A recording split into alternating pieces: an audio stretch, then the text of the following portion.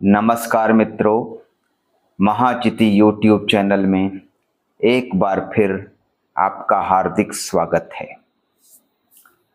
मानव मुक्ति के पुरोधा बाबा साहेब डॉक्टर भीमराव अंबेडकर पर आधारित पिछले एक वीडियो की निरंतरता में आज मैं भारतीय समाज में व्याप्त जाति भेद और उससे संबंधित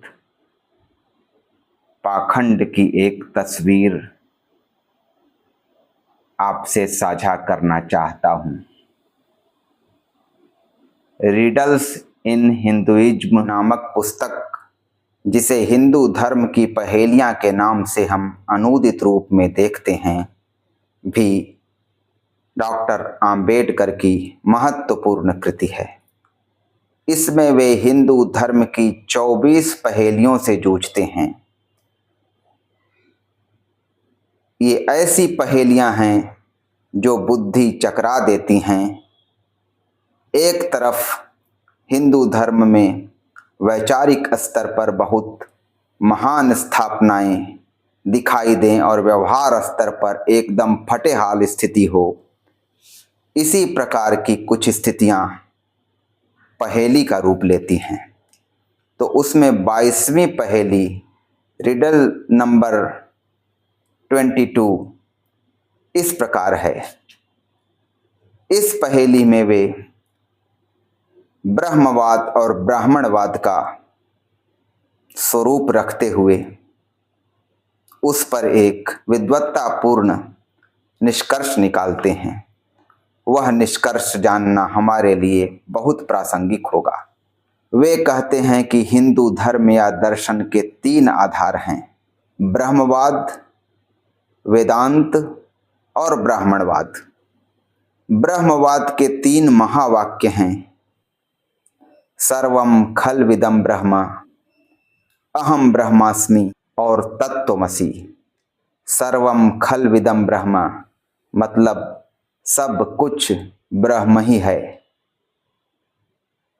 अहम ब्रह्मास्मि मतलब मैं ब्रह्म हूँ, और तत्त्वमसि और तू भी ब्रह्म है। वेदांत की शिक्षा का सार डॉक्टर अंबेडकर की दृष्टि में ब्रह्म ही सत्य है, जगत मिथ्या है, और इसके साथ जीव और ब्रह्म का संबंध जो 3 तरह से है।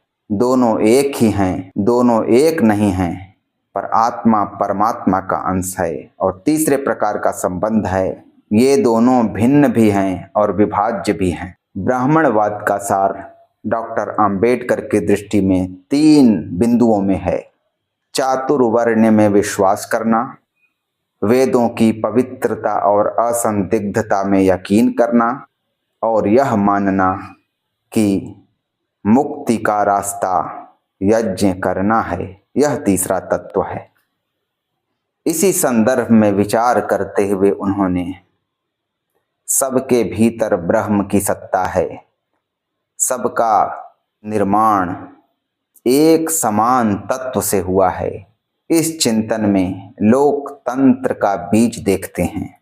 और वे पश्चिमी विचारकों की, पश्चिमी विद्वानों की इस प्रचारित वैचारिक निर्मिति का खंडन करते हैं कि लोकतंत्र का बीज ईसाइयत में ढूंढना चाहिए या प्लेटो जैसे यूनानी विचारक के विचारों में।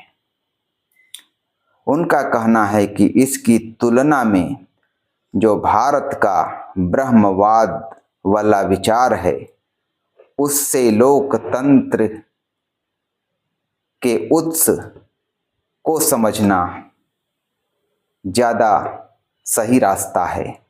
लेकिन पहेली यह है कि जिस देश में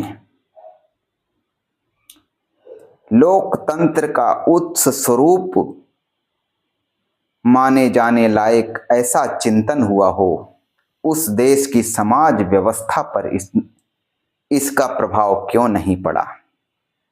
वह समाज फिर विषमता आधारित ब्राह्मणवादी समाज कैसे बन गया? एक तरफ आप ब्रह्म की सत्ता में यकीन करते हैं कि कण कण में ब्रह्म है, और दूसरी तरफ व्यावहारिक स्तर पर हजारों हजार जातियां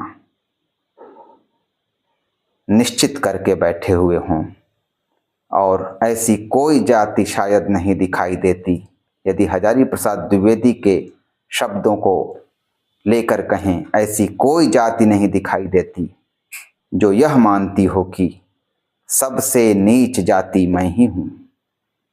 इतनी जटिल और अमानवीय व्यवस्था है जाति प्रथा। डॉक्टर आम्बेडकर का एक कथन मैं यहाँ उद्धृत करना चाहता हूँ।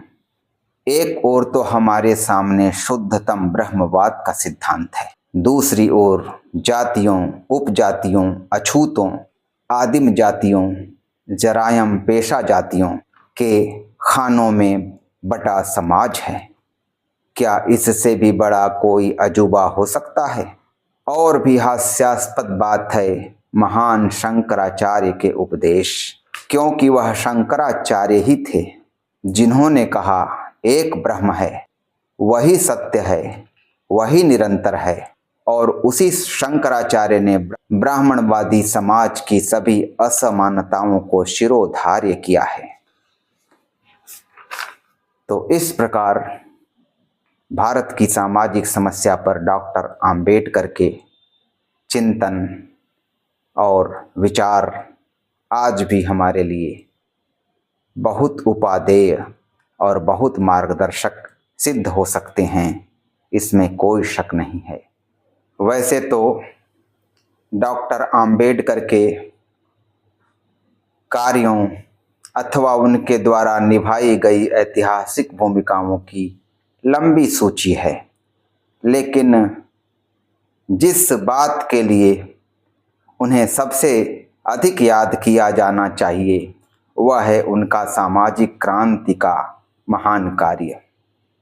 उन्होंने दलितों, स्त्रियों और मजदूरों को मानवीय अधिकार दिलवाने के लिए जीवन भर अथक संघर्ष किया और उसी के लिए निरंतर चिंतन किया, चिंतन के अनुरूप कार्य योजनाएं सुनिश्चित की, विभिन्न प्रकार के संघर्षों और आंदोलनों को अंजाम दिया, और जहां भी किसी नीति निर्माता या प्रशासक के रूप में कोई अवसर मिला उसे हाथ से नहीं जाने दिया।